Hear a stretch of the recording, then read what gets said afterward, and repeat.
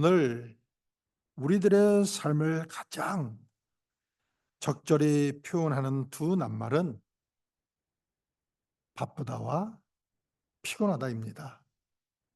현대인은 너무나 바빠서 피곤하고 지친 상태에 있다는 것입니다. 그야말로 이 시대는 피곤한 시대입니다. 모든 사람이 피곤해합니다. 정치인도 피곤해하고 경제인도 피곤하고 공부 열심히 하는 학생이나 학자들도 피곤합니다. 한국인도 피곤하고요. 미국인도 피곤합니다. 노인도 피곤하고 젊은이들도 피곤하답니다. 3살 난 아기를 보고 이쁘다고 끌어안아줬더니 그 아기가 하는 말이 Don't bother me. I'm tired. 귀찮게 하지 마세요. 나 피곤해요. 라고 소리칩니다. 왜 이렇게들 피곤할까요? 그것은 우리가 사는 이 시대가 사람을 피곤하게 만드는 요소를 너무나 많이 가지고 있기 때문입니다. 그 중에 몇 가지 큰 피곤에 대한 원인이 있습니다. 피곤의 원인이 있습니다. 첫째로 현대사회는 그 어느 때보다도 경쟁이 치열한 시대임을 부인할 수가 없습니다. 현대인은 태어나자마자 경기장에 내던져진 삶을 시작하게 됩니다. 갓난아기조차 우량아 선발대회라는 이름의 경기장에서 건강 상태를 평가받으며 경쟁에 휘말립니다. 조금 자라서 학교에 입학하면 성적 경쟁이 기다리고 있습니다. 이 경쟁은 상급 학교 입학, 취업, 승진 등 인생의 여러 단계로 이어지며 끝없는 경쟁의 연속입니다. 여성들은 또 다른 형태의 경쟁에 노출이 됩니다. 아름다움을 겨루는 미인 선발대회에서부터 시작해 코 높이기, 배꼽 보기, 손톱끼리, 달걀 많이 먹기, 또 춤, 오래 추기, 키스 길게 하기, 악수 많이 하기, 독사굴에서 오래 있기 등 온갖 기상천외한 경쟁들을 펼칩니다. 그리고 무엇보다도 현대사회에서 모든 사람이 한꺼번에 뛰어드는 경쟁이 있습니다. 바로 돈을 많이 벌기 위한 그러한 경쟁입니다. 현재 파리에서는 국가 간의 치열한 경쟁이 벌어지고 있습니다. 올림픽이 열리고 있는 것이죠. 올림픽 정신은 스포츠를 통한 인류의 화합과 발전을 목표로 하며 이를 통해 세계가 하나로 연결될 수 있다는 신념을 바탕으로 합니다. 4년마다 열리는 올림픽은 이런 목표와 신념을 실현하기 위해 노력하지만 결국 그 이면에는 국가 간의 치열한 경쟁이 존재합니다. 현대인은 끊임없이 남보다 우월하다는 경쟁의식을 벗어날 수 없는 경쟁적 동물이 되어 있습니다. 이 수많은 경기장을 맴돌다 보면 누구나 지치고 피곤해지며 곤비해질 수밖에 없습니다. 끊임없는 경쟁 속에서 자신을 잃어버리기 쉬운 이 시대에 우리는 진정한 의미의 성취와 행복을 찾기 위해 노력을 해야 합니다. 경쟁이 아닌 협력과 배려를 통해 서로를 격려하며 인류의 진정한 화합과 발전을 이루어 나가야 할 것입니다. 하지만 답은 어디에 있습니까? 둘째는 끊임없는 정보 홍수는 현대인의 삶을 바쁘고 피곤케 하는 대표적인 요소 중에 하나입니다. 우리는 매일 수많은 정보를 접하게 되며 이는 우리를 피곤하게 만드는 주요 원인 중에 하나입니다. 뉴스, 소셜미디어, 이메일, 카톡, 그리고 문자 메시지 등 끝없이 쏟아지는 정보들은 우리의 뇌를 쉼없이 작동하게 만듭니다. 마치 두뇌가 24시간 풀타임 근무를 하는 것처럼 피로가 쌓입니다. 과거에는 사람들이 신문이나 저녁 뉴스 방송을 통해 하루 한두 번의 주요 뉴스를 접했습니다. 하지만 오늘날 우리는 스마트폰을 통해 실시간으로 전 세계의 소식을 접하게 됩니다. 매 순간 업데이트되는 뉴스 알림과 긴급 속보는 우리의 주의를 끌고 뇌를 끊임없이 자극합니다. 예를 들어 중요한 회의 중에도 스마트폰에서 울리는 뉴스 알림 소리는 우리의 집중력을 분산시키고 무의식적으로 스트레스를 유발합니다. 이 예는 아마 여러분들도 많이 경험하셨을 것이지만 제게는 아주 타이밍에 맞게 전화 벨소리가 울린 적이 있었습니다. 제가 수완시 교회에서 이제 설교하면서 예배 도중에 방해되는 것들 중 하나는 전화 벨소리입니다라고 예를 들고 있는 바로 그때 어떤 성도님의 전화벨이 울린 적이 있었습니다. 소셜미디어는 현대인들에게 가장 큰 정보의 원천 중 하나입니다. 페이스북, 인스타그램, 트위터 등 다양한 플랫폼을 통해 우리는 친구들의 일상, 최신 트렌드, 그리고 각종 뉴스와 의견들을 접하게 됩니다. 이러한 정보의 홍수 속에서 우리는 끊임없이 이렇게 스크롤을 내리며 새로운 정보를 탐색하게 되는데 이는 우리의 뇌를 끊임없이 작동하게 만들고 피로를 유발합니다. 예를 들어 많은 사람들이 아침에 일어나자마자 습관적으로 소셜미디어를 확인하며 하루를 시작합니다.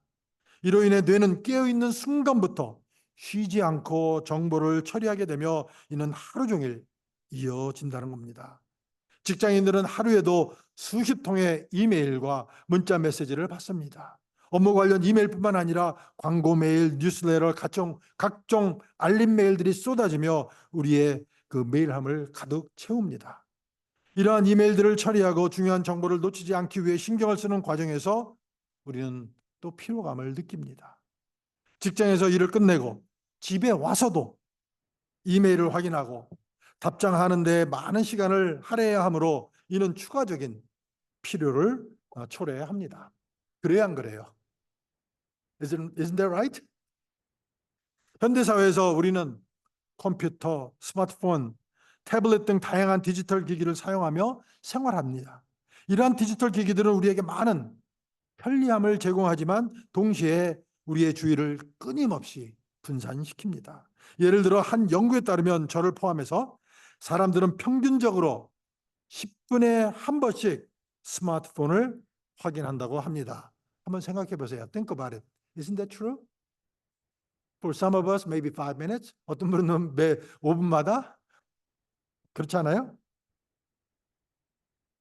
이는 우리의 뇌가 쉬지 않고 정보를 처리해야 함을 의미하며 결국 피로를 유발합니다. 셋째로 현대사회는 그 어느 때보다도 시험과 유혹이 많은 시대입니다. 인간을 타락과 파멸로 이끄는 시험은 감각을 통해 가장 쉽게 접근합니다. 옛말에 견물생심이라고 하여 물건을 보면 욕심이 생긴다는 말이 있듯이 우리의 감각은 유혹의 첫 번째 표적이 되어 있습니다. 성경에서 이런 예는 많습니다. 하와는 선악과를 눈으로 볼 때 유혹에 빠졌고 다윗 왕은 여인의 벗은 몸을 눈으로 보았을 때 죄를 범했습니다.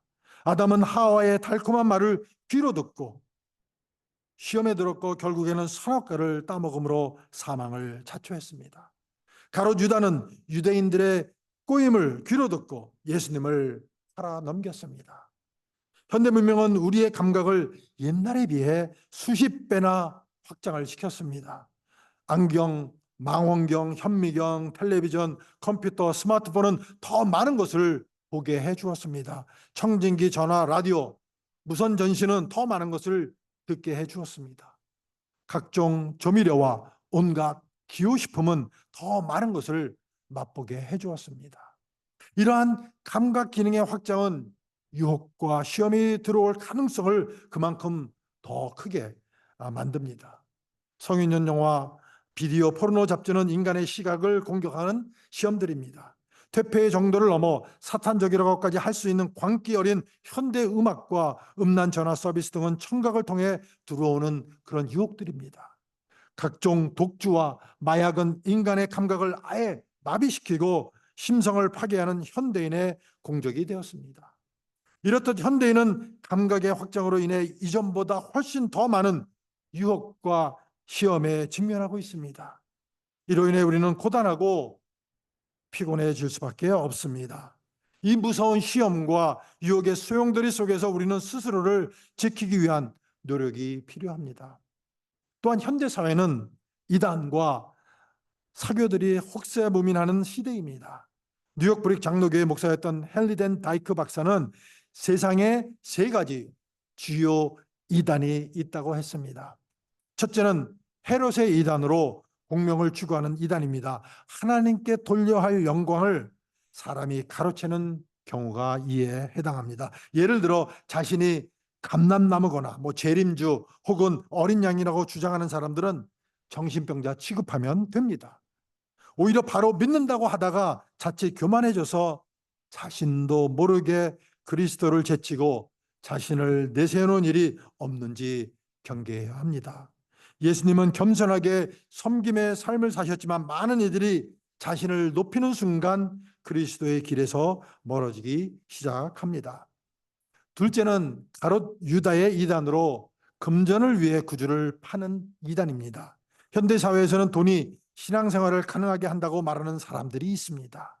물질을 신앙보다 우선시하는 것은 가롯 유다의 이단에 빠진 것입니다. 경제적 동물이 되어버린 현대인은 자신도 모르게 돈이 첫째요, 하나님은 둘째라는 의식에 젖어들기 쉽습니다. 예수님께서는 너희가 하나님과 재물을 겸하여 섬길 수 없다고 하셨지만 우리는 종종 물질적인 것들에 우선순위를 두는 그런 경향이 있습니다. 신앙생활에서 물질적인 풍요를 구하는 것이 아니라 하나님을 신뢰하고 의지하는 법을 배워야 하는 것입니다.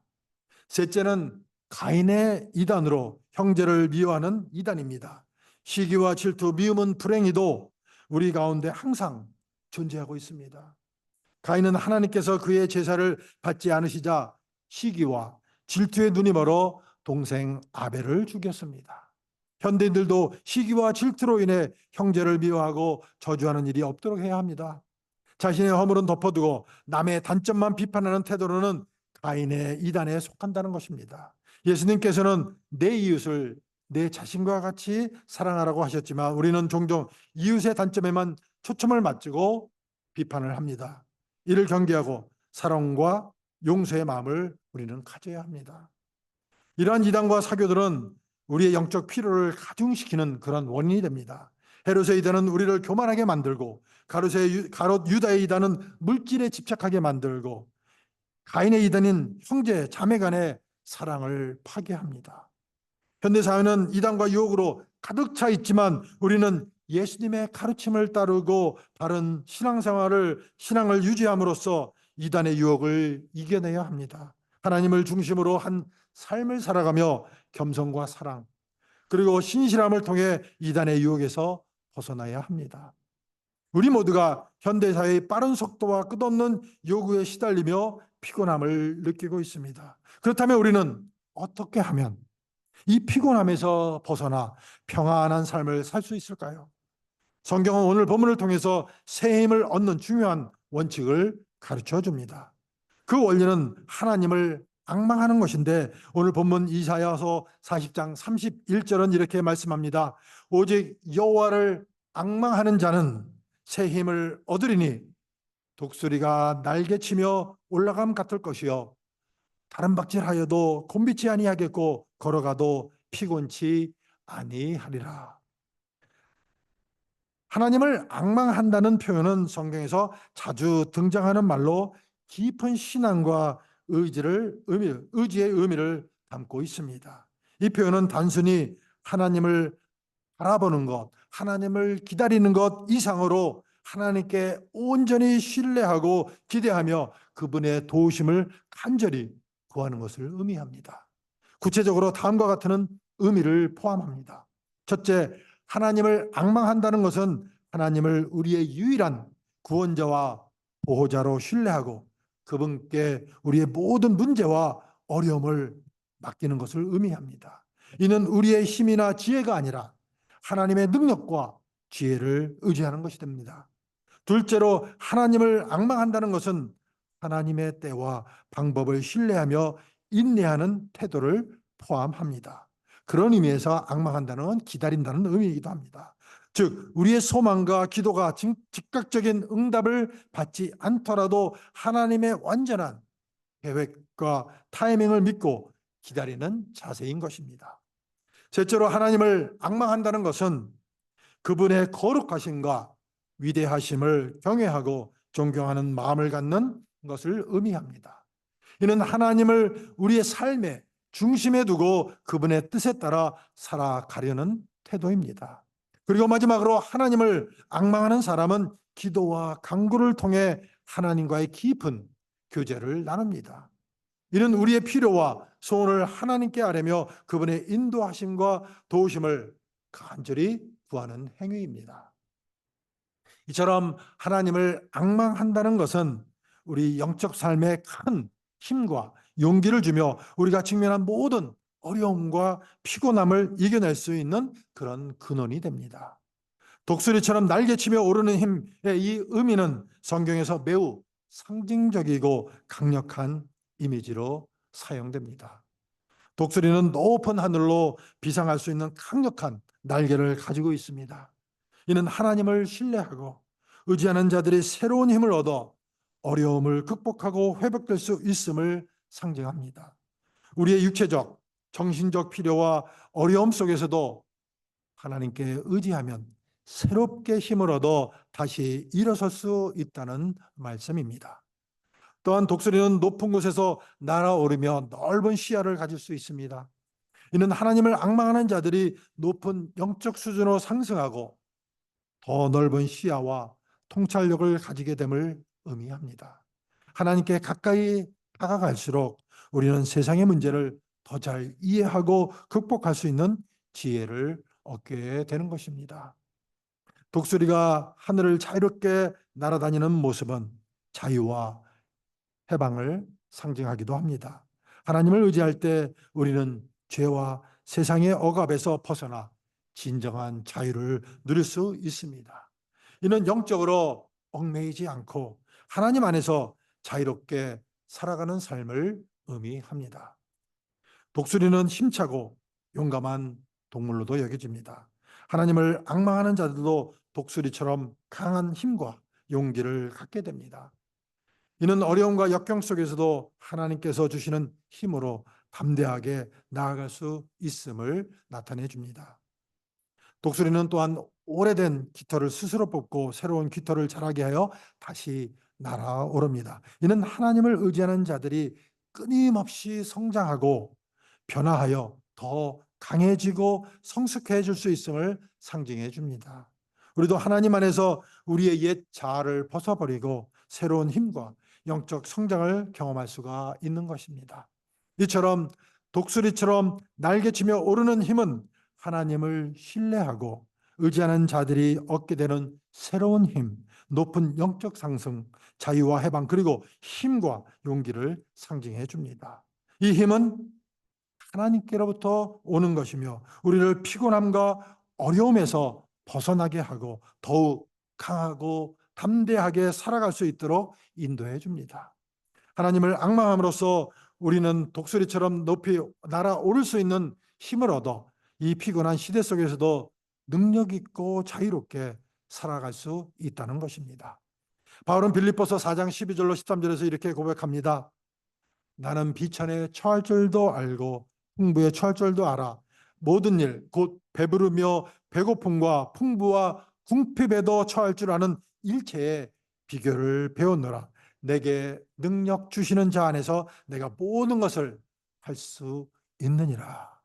이 말씀은 바울이 어떤 상황에서도 만족하며 살아갈 수 있는 비결을 배웠음을 보여줍니다. 그의 비결은 예수 그리스도 안에서 능력을 얻는 것입니다. 바울은 그리스도께서 주시는 능력으로 인해 모든 어려움을 이겨낼 수 있음을 고백합니다. 이는 우리에게도 동일하게 적용이 됩니다. 우리의 피곤함과 어려움 속에서도 예수 그리스도 안에서 우리는 능력을 얻고 모든 상황을 이겨낼 수 있습니다. 따라서 이 피곤의 시도에서 피곤을 모르는 삶을 살기 위해서는 바울처럼 예수 그리스도 안에서 능력을 얻고 하나님을 앙망하는, 즉 신뢰하며 의지하는 삶을 살아야 되는 줄로 믿습니다. 우리는 경쟁과 정보 홍수, 유혹과 시험 속에서 예수 그리스도께서 주시는 힘으로 모든 것을 할 수가 있습니다. 하나님께 소망을 두고 예수님 안에서 안식을 찾으며 감사와 기도로 마음의 평안을 유지하고 하나님의 말씀을 묵상하며 서로 사랑하고 섬길 때 능력 주시는 예수 그리스도로 인해 우리는 이 피곤한 시대 속에서도 참된 평안과 기쁨을 누릴 수 있게 됨을 믿으시기 바랍니다. 그리할 때 여러분 행복하게 신바람 나게 신앙생활을 할 수 있지 않을까요? When you do that, you can really happily and cheerfully live the faith journey. 오늘 저희들에게 주신 말씀처럼 내게 능력 주시는 자 안에서 내가 모든 것을 할 수 있느니라는 믿음으로 우리 모두가 주의 은혜 가운데 하나님을 온전히 신뢰하며 의지함으로 날개치며 상공을 날아오르는 독수리처럼 새 힘을 얻어 피곤을 모르는 삶을 살아가게 되기를 예수 그리스도의 이름으로 축원을 드립니다. 아멘.